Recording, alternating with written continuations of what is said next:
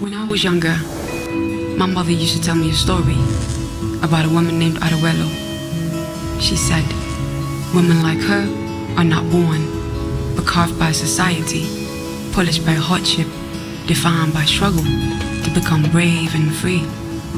When I was younger, my mother used to tell me a story about a woman named Arawelo, a warrior, a leader, who paved the way for women at a time when women were powerless to the egoistic minds and selfish hearts of men.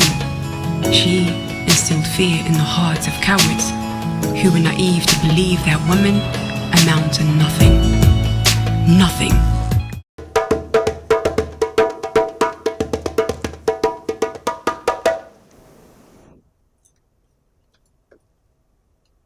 Today I stand before you, the first queen of this kingdom. What will you do if your husbands do not return from war?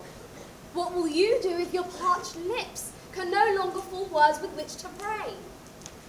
Tradition has told us that we must not bear arms, that we cannot hunt, that women are only wives who must look after the home, the children, the crops, to be respectful, silent.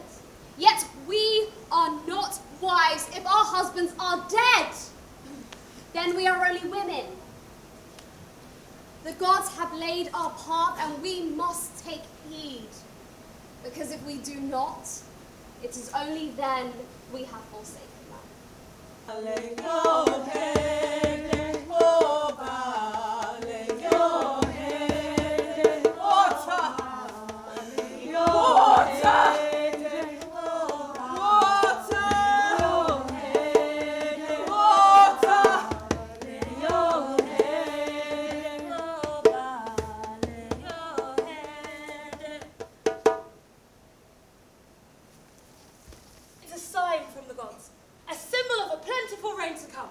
to our queen, Abdule, guardian of the land and liberator of women.